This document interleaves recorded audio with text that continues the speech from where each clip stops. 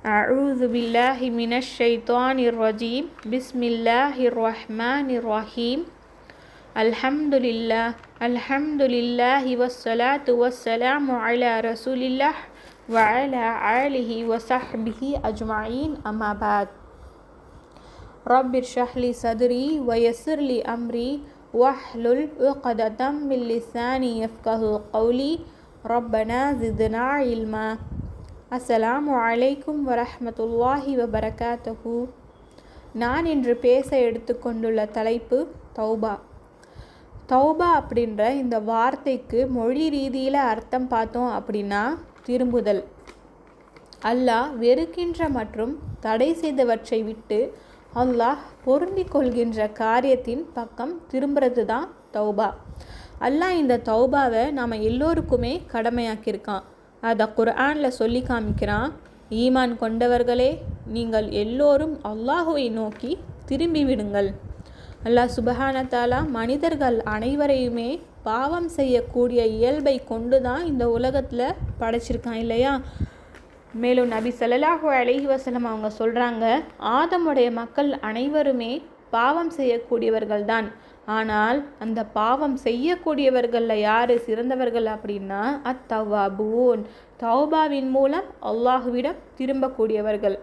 அப்படிப்பட்ட இந்த தௌபா அல்லாஹ் நமக்கு கொடுத்திருக்கக்கூடிய ஒரு மிகப்பெரிய அருள் மற்றும் வாய்ப்பாக இருக்குது. இந்த தௌபா என்பது நாம் இறைவனுக்கு அடிமை என்பதை சுட்டி காட்டக்கூடிய ஒரு அம்சமாக இருக்குது. அதனால தான் அல்லாஹ் சுப்ஹானஹு தஆலா நம்ம பாவ மன்னிப்பு தேடும்போது மகிழ்ச்சி அடைகிறான். நபி ஸல்லல்லாஹு அலைஹி வஸல்லம் அவங்க ஒரு ஹதீஸில் அறிவிக்கிறாங்க, ஒரு மனிதன் பாலைவனத்தில் தன்னுடைய ஒட்டகத்தை இழந்துட்டு மீண்டும் அதை கண்டா அவன் எவ்வளவு சந்தோஷம் அடைவானோ அதை விட அல்லாஹ் சந்தோஷம் அடைகிறானா. எப்போ அப்படின்னா தன்னுடைய அடியார்கள் அவன்கிட்ட தௌபா செய்யும்போது. சுப்ஹானல்லாஹ். நாம் செய்யக்கூடிய பாவம் அனைத்துமே அல்லாஹ் மன்னிப்பானா அப்படின்னா நிச்சயமாக அல்லாஹ் சிறிய பாவமா பெரிய பாவமான்னு பார்க்க மாட்டான். அல்லாஹ் சுப்ஹானஹு தஆலா எல்லா பாவங்களையுமே மன்னிக்கக்கூடியவனாக தான் இருக்கான். அதை தன் திருமறையில் அல்லாஹ் சொல்கிறான், என் அடிமைகளே, நீங்கள் உங்களுக்கே தீங்கு செய்திருந்தாலும் அல்லாஹ்வின் இரக்கத்தில் நம்பிக்கை இழக்காதீர்கள். நிச்சயமாக அல்லாஹ் எல்லா பாவங்களையுமே மன்னிக்கக்கூடியவனாக இருக்கான். சுப்ஹானல்லாஹ். அல்லாஹ் சுப்ஹானஹு தஆலா கஃபூருர் ரஹீமாக இருக்கான். அல்லாஹ் நம்மளை மன்னிப்பதோடு மட்டும் இல்லாமல் நம்மளை நேசிக்கவும் செய்கிறான். யாரை நேசிக்கிறான் அப்படின்னா நிச்சயமாக அல்லாஹ் தௌபா செய்பவர்களை நேசிக்கிறான். இப்படிப்பட்ட அருளாகிய அல்லாஹுடைய இந்த தௌபா நமக்கு எப்போ வரைக்கும் அப்படின்னு பார்த்தோன்னா நமக்கு மரணம் வருவதற்கு முன்பும் மேலும் கியாமத்து நாள் வருவதற்கு முன்பு தான் இந்த தௌபாவோடைய வாசல்கள் திறந்திருக்கும். நபி ஸல்லல்லாஹு அலைஹி வஸல்லம் அவங்க சொல்கிறாங்க, அல்லாஹ் இரவில் அவனது கைகளை விரித்து வைக்கிறான் தன் அடியார்கள் பகலில் செய்த பாவத்தை மன்னிப்பதற்காக.